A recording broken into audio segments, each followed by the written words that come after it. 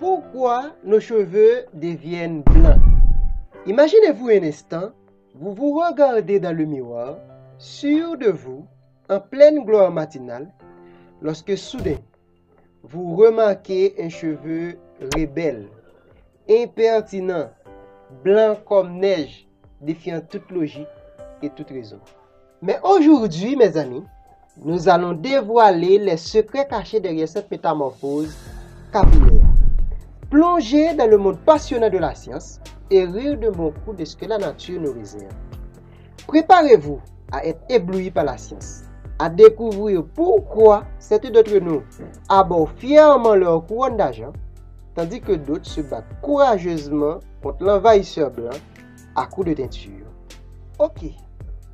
Pour comprendre les raisons pour lesquelles nos cheveux deviennent blancs, il faut d'abord comprendre les raisons pour lesquelles nos cheveux sont colorés.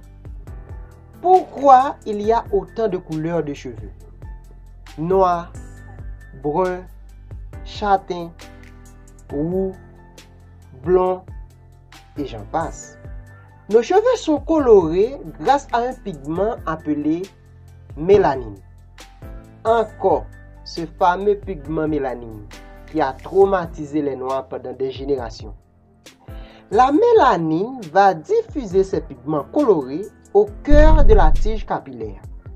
Ainsi, le cheveu se colore en même temps qu'il pousse. Oui, mais ça ne nous dit toujours pas pourquoi il y a autant de couleurs de cheveux. Attends, je vais citer 4 mots. Ensuite, je vais utiliser ces 4 mots dans une même phrase. Et à la fin, vous allez tout comprendre. Mélanogénèse, mélanocyte, mélanosome, mélanine. La mélanogénèse, c'est le processus biochimique complexe par lequel la mélanine est produite dans les mélanosomes à partir des mélanocytes. Le mélanocyte, c'est la cellule. Le mélanosome, c'est un organite qui se trouve à l'intérieur de la cellule. La mélanine est produite dans les mélanosomes. C'est le pigment responsable de la couleur de la peau et des cheveux. Cependant, il existe 2 principaux types de mélanine qui influent sur la couleur des cheveux. Eumélanine et phéomélanine. Eumélanine, c'est le pigment responsable des teintes brunes et noires. Plus il y a de mélanine dans les cheveux, plus ils sont foncés. Phéomélanine, ce pigment est responsable des teintes rousses et jaunes. La quantité et la répartition de la phéomélanine dans les cheveux déterminent leur couleur, du blond au roux. Prenons un exemple. Si vous mélangez un pot de peinture jaune et un pot de peinture bleue, vous obtiendrez une peinture de couleur verte. Cependant, vous pouvez obtenir plusieurs nuances de vert en modifiant le rapport entre le jaune et le bleu. C'est la même chose avec les pigments eumélanine et phéomélanine. Les cheveux noirs contiennent une grande quantité de mélanine, le pigment responsable des teintes brunes et noires. Cette couleur est généralement la plus foncée et la plus riche.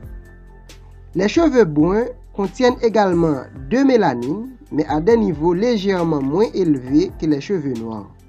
Cela donne aux cheveux une teinte brune, plus claire et variée. Les cheveux châtains se situent entre le brun et le blond en termes de pigmentation. Ils contiennent moins de mélanine que les cheveux bruns, ce qui les rend plus clairs. Les cheveux blonds contiennent principalement de la phéomélanine, le pigment responsable des teintes rousses et jaunes. Les niveaux de mélanine sont plus faibles, ce qui donne aux cheveux cette teinte caractéristique. Les cheveux roux ont une quantité élevée de phéomélanine, ce qui leur donne leur couleur cuivrée distinctive. Ils contiennent moins de mélanine que les cheveux bruns ou noirs. Les cheveux gris sont une pure illusion d'optique. En réalité, le cheveu gris n'existe pas. Le cheveu n'a pas le choix, il pousse coloré ou blanc. Si la mélanine continue d'être produite, le cheveu reste pigmenté et il pousse coloré. Si la mélanine n'est plus fabriquée, l'absence de pigmentation conduit à un cheveu qui pousse blanc. Il n'y a donc pas d'intermédiaire possible. En revanche, comme chaque follicule pileux vit sa vie indépendamment des autres, le processus pigmentaire peut cesser pour certains et continuer pour d'autres. Le blanchiment progressif de la chevelure, le passage par le stade des cheveux gris est en fait un mélange de cheveux blancs et de cheveux colorés. Les cheveux blancs sont totalement dépourvus de pigment mélanine. Ils apparaissent blancs ou argentés en raison de la réflexion de la lumière sur la structure des cheveux. Donc, un cheveu blanc, c'est tout simplement un cheveu dans lequel la couleur n'est plus fabriquée. Les cheveux deviennent blancs principalement en raison de la diminution progressive de la production de mélanine, le pigment responsable de la couleur des cheveux. Pourquoi nos cheveux deviennent blancs? Plusieurs facteurs peuvent contribuer à cette diminution de la production de mélanine et au blanchiment des cheveux. On a le vieillissement cellulaire. Les mélanocytes subissent des changements au fil du temps en raison du vieillissement cellulaire. Ces changements peuvent affecter leur capacité à fonctionner de manière optimale, y compris leur production de mélanine. Il y a également les facteurs génétiques, les facteurs environnementaux, le stress et aussi certaines conditions médicales telles que la vitiligo qui peuvent entraîner la perte de mélanocytes. Merci à vous d'avoir regardé cette vidéo. À la prochaine.